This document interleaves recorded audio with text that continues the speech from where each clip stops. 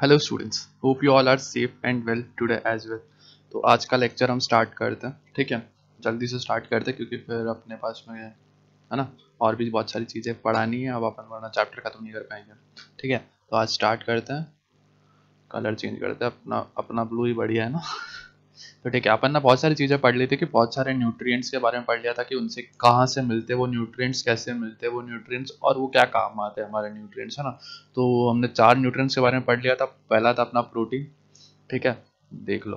पहला था अपना प्रोटीन, ठीक है। फिर अपना पढ़ा कार्बोहाइड्रेट का, फिर अपना फैट्स का पढ़ा, फिर विटामिन का, और लास्ट में हमने पढ़ा कैल्शियम और फॉस्फेट कंपाउंड्स का, ठीक है। अब आगे पढ़ते हैं आयरन कंपाउंड्स। आयरन मतलब अपना लोहा मत मान ला, मतलब होता लोहा ही है। देखो, ये जो अपन जिसको आयरन बोलते हैं ना, उसको केमिस्ट्री में अरे जिसको अपन आयन मानते हैं ना, लोहा लोहा करते रहते हैं अपन, है ना, उसको केमिस्ट्री की भाषा में बोलते हैं फेरस, ठीक है। इसको Fe लिखते हैं, ठीक है, केमिस्ट्री की भाषा में, ठीक है। तो मतलब इसका मतलब ये नहीं कि अपने अंदर लोहे के टुकड़े उकड़े पड़े हैं। तो अपनी बॉडी में क्या फेरस के कंपाउंड पड़े, फेरस पड़ा है, मतलब जो भी है ना, अपना आयन पड़ा है, Fe पड़ा है, ठीक है। तो ये भी एक तरीके का अपने बॉडी के अंदर बहुत ज़्यादा वो करता है, क्या बोलते हैं, बहुत ज़्यादा अहमियत रखता है, बहुत काम की चीज़ है। और अपने पास है आयोडीन। आयोडीन भी एक कंपाउंड, एक एलिमेंट है, ठीक है। जैसे कैल्शियम और फास्फोरस है ना, वैसे के वैसे। तो किस में पाया जाता है ये? मीट में, liver, nuts, cereals, iodize salt, sea food. Meat में, मीट मीट तो सब में ही कॉमन है। देखो मैंने बताया था, meat, green leaves, green vegetables, और अपना मिल्क जो है वो सबसे कॉमन चीज़ है। उसके अंदर सारे के सारे न्यूट्रिएंट्स भरपूर पाए जाते हैं, और मीट जो है उसके अंदर तो सबसे ज़्यादा पाया जाता है। और ये लिवर का मतलब ये जो भी अपन मीट, जो भी ये मीट का सेवन करते हैं ना, तो उनका जो लिवर होता है, जैसे चिकन है, चिकन का जो लिवर होता है वो, है ना, फिश है, फिश का जो लिवर होता है, उनके अंदर बहुत सारा आयन कंपाउंड्स पाया जाता है और आयोडीन पाया जाता है। नट्स के अंदर, सीरियल्स, अपना गेहूं वगैरह के अंदर आयोडाइज सॉल्ट। सॉल्ट का मैंने आप सबको समझाया था ना, सॉल्ट क्या होता है, एसिड प्लस बेस, है ना। तो जिसके अंदर एसिड चाहे कुछ भी हो, चाहे एसिड कुछ भी हो, लेकिन बेस में जब आयोडीन का एलिमेंट होता है, आयोडीन एक एलिमेंट है जो कि बेस भी है, ठीक है। जब आयोडीन बेस होता है उसके अंदर और जब सॉल्ट बनता है तो उसको आयोडाइज्ड सॉल्ट बोलते हैं। इसीलिए मैंने आपको समझाया था उस टाइम पे कि सॉल्ट का असली में मतलब क्या होता है, ठीक है ना, समझ गया ना। थोड़ा आगे समझते हैं अब अपन। Haemoglobin formation. हीमोग्लोबिन क्या चीज होती है? देखो, काफी इंपॉर्टेंट सा एक पॉइंट है। अभी तक तो वैसे शायद ही आपको किसी ने समझाया होगा हीमोग्लोबिन का मतलब, लेकिन समझ लेते, आगे आपको काफी काम देगा। तो अपने पास वर्ड है हीमोग्लोबिन, ठीक है, हीमोग्लोबिन।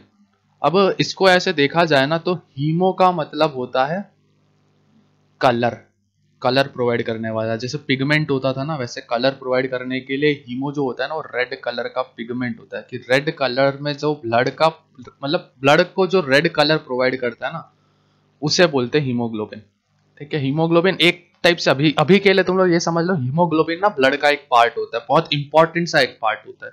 तो अपनी बॉडी में ब्लड काफी जरूरी होता है। ब्लड क्या काम करता है, अपनी बॉडी के अंदर जो भी मेन मेन चीजें होती है ना, जो भी एनर्जी के लिए जो भी चीजें होती है, मान लो एनर्जी पढ़ रहे हैं अपन, तो अपनी बॉडी में एक जगह से दूसरी जगह एनर्जी को कौन पहुंचाता है? ब्लड पहुंचाता है। ब्लड किससे बनता है? हीमोग्लोबिन से बनता है, ठीक है। अब ये मान लो हीमोग्लोबिन से ब्लड बनता है, तो हीमोग्लोबिन बहुत इंपॉर्टेंट होता है। तो ये किससे मिलता है हमें? आयरन कंपाउंड्स और आयोडीन से, ठीक है। Secretion bye thyroid glands. एक ग्लैंड होती है यहाँ पे थायराइड नाम की, अभी आपके खास काम नहीं आएगा ये पढ़ने का, लेकिन समझ लो थायराइड ग्लैंड ना अपनी बॉडी के अंदर आयोडीन रिलीज करता है। ये जो आयोडीन अपन जिसको पढ़ रहे हैं ना, ये आयोडीन को, मतलब अपनी बॉडी के अंदर जो आयोडीन बनाता है ना, आयोडीन की बहुत ज्यादा जरूरत होती है। अब आयोडीन जो है ना बहुत कम खानों में मिलता है।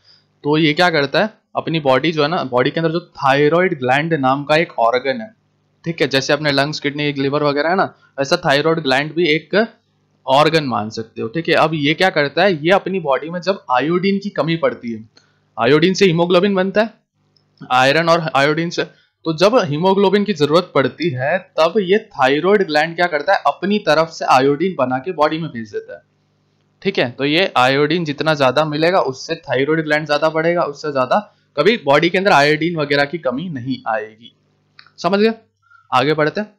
वाटर, वाटर तो आप सभी ने सुना होगा। वाटर बहुत जरूरी चीज है, बहुत ही जरूरी चीज अपनी बॉडी के अंदर।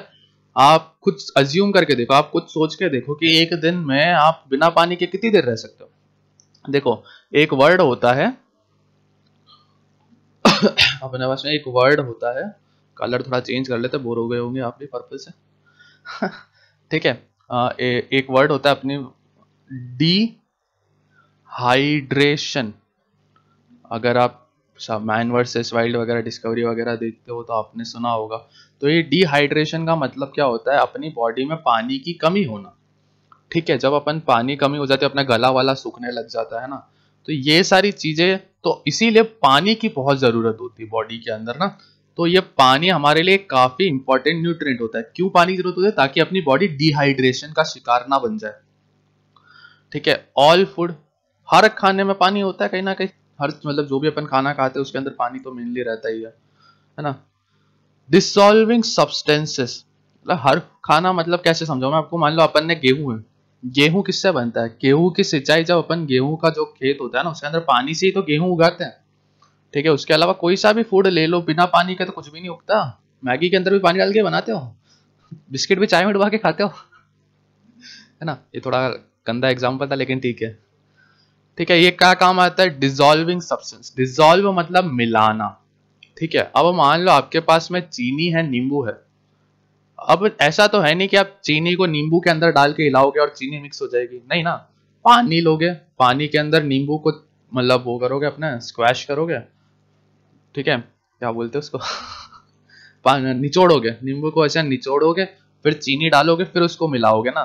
तो डिसॉल्विंग का मतलब होता है मिलाना। ठीक है, तो अपनी बॉडी के अंदर जब भी किसी दो अलग अलग चीजों को एक साथ मिलाना होता है तो पानी की जरूरत पड़ती है। दूसरा है ब्लड, ब्लड के अंदर पानी की जरूरत पड़ती है। ब्लड ही तो फ्लो करता है, तो उसके अंदर लिक्विड की मात्रा होनी चाहिए, तभी वो ढंग से फ्लो कर पाएगा। फ्लो का मतलब है एक जगह से दूसरी जगह जाने के लिए उसको ऐसा, मान लो पानी जैसे तैर के जाता है ना, वैसे जाना पड़ता है फ्लूइड के अंदर से, तो वो थोड़ा गीला होना चाहिए पानी। अब मान लो तुम्हारे हाथ में एक पत्थर है, ठीक है, एक पत्थर को छोड़ दो, अच्छा हाथ से छोड़ दो, ठीक है, वो नीचे जाके गिर के रुक जाएगा, है ना। लेकिन आपके पास में एक गिलास पानी है, उसको ऐसा छोड़ दो, वो नीचे आगे बहता जाएगा ना। तो जो पानी होता है ना, वो उसमें अंदर बहने की बहुत क्षमता होती है। तो ब्लड के अंदर ज्यादा से ज्यादा पानी होना चाहिए, जिसकी वजह से वो आराम से बह के एक जगह से दूसरी जगह पहुंच सके। समझ गए? टिश्यू फ्लूइड, टिश्यू फ्लूइड का मतलब यही होता है, फ्लूइड का मतलब पानी होता है। ठीक है, तो टिश्यू के अंदर जो भी पानी की चीजें होती है, जो भी फ्लूइड वगैरह होता है, उसमें पानी की जरूरत पड़ती है। बायोकेमिकल रिएक्शंस, बायोकेमिकल रिएक्शंस मैंने शायद आपको ऊपर लिखा है ना, समझा है ना। हाँ, ये बायोलॉजिकल और केमिकल, तो ये जो भी बायोलॉजिकली और केमिस्ट्री वाली जो भी चीजें होती है ना, उनकी जो रिएक्शंस होती है ना, उसके अंदर पानी का काफी इंपॉर्टेंट रोल होता है, अहम भूमिका होती है। ठीक है ना, अब आगे समझते हैं। अपन ने ये पूरा समझ लिया ना। आपको कोई सा भी डाउट आए तो आप कमेंट बॉक्स में लिख के पूछ सकते हो, या फिर स्कूल का नंबर तो हो गई सबके पास में, तो आप स्कूल में पूछ सकते हो ना। A balanced diet necessary for good health and growth must include enough of all the above components. Nutritional role and source of each component of food is discussed below. समझो बात को। इसमें लिखा है कि एक जो बैलेंस डाइट होती है ना, वो बहुत जरूरी होती है गुड हेल्थ और ग्रोथ के लिए। बैलेंस्ड डाइट का मतलब होता है, चलो मैं लिख के समझाता हूँ। बिना लिखे किसी भी चीज को समझने में मजा ही नहीं आता ना। धीरे धीरे आप भी मेरी तरह बन जाओगे, मैं सिखा दूंगा आपको पूरी तरीके से कैसे पढ़ते हैं। तो अपने पास में क्या है, क्या चीज समझ रहे थे? हाँ, बैलेंस्ड डाइट। बैलेंस्ड डाइट, देखो मैंने अभी आपको बताया कि जो न्यूट्रिशंस होते हैं ना, सारे न्यूट्रिशन अलग अलग किसी ना किसी काम के लिए जरूरी होते हैं अपनी बॉडी के अंदर। तो ये जो भी न्यूट्रिएंट्स, जैसे प्रोटीन, विटामिन रहा, अपना कैल्शियम रहा, आयोडीन वगैरह जो भी है, जितना भी चीज अपन ने पढ़ी, अगर अपनी बॉडी को लगातार चलना है, क्योंकि हर न्यूट्रिएंट का, प्रोटीन हो, विटामिन हो, पानी हो, कुछ भी हो, कैल्शियम हो, सबका अपना अपना एक एक काम होता है। इनमें से अगर एक की भी कमी पड़ी तो वो काम रुक जाएगा, वो काम रुकेगा तो बॉडी कहीं ना कहीं से वीक हो जाएगी, वीक मतलब कमजोर हो जाएगी, है ना। तो एक बैलेंस डाइट क्या होता है कि अपना जो भी न्यूट्रिएंट्स है, ऑल न्यूट्रिएंट्स शुड, अरे तो जगह ही नहीं आगे, थोड़ा छोटा छोटा लिख देते हैं। All nutrients should be present in equal proportion. इस लाइन का ये मतलब है शुड बी प्रेजेंट, प्रेजेंट का मतलब इसको PRESENT लिखना। रुको रुको रुको, मैं थोड़ा ज्यादा भावुक हो गया। प्रेजेंट ये मतलब क्या, थोड़ा ऐसे बड़ी क्लास में आओगे ना तो इसको प्रेजेंट को ऐसे ही लिखते, तो मुझे आदत सी हो गई थी। प्रेजेंट PRESENT है ना, स्पेलिंग समझ में ना आए तो देख लो, PRESENT। प्रेजेंट का मतलब है मौजूद रहना, ठीक है। तो ऑल न्यूट्रिएंट, हर न्यूट्रिएंट को इक्वल प्रपोर्शन, प्रपोर्शन मतलब हिसाब से, हर बराबर, जैसे कि 5 ग्राम न्यूट्रिएंट, 5 ग्राम प्रोटीन है तो 5 ग्राम न्यूट्रिएंट क्या अपना विटामिन हो। तो जो बैलेंस डाइट होती है उसका मतलब होता है जितने भी न्यूट्रिएंट्स है ना बॉडी के अंदर, वो उस खाने के अंदर इक्वल प्रोपोर्शन में हो, मतलब जितनी बॉडी को जरूरत है उतने का उतना पाया जाए, तो ये होती है बैलेंस डाइट, ठीक है। अब ये बैलेंस डाइट के लिए अपने खाने में क्या न्यूट्रिटिव रोल है, कि क्या क्या चीजें अपने खाने के अंदर होनी चाहिए इस बैलेंस डाइट को बनाए रखने के लिए, ये दे रखा है नीचे। Carbohydrate, sources of carbohydrate, fat, oil, है ना, ये सारी चीजें अपनी बॉडी में जरूरत पड़ेगी।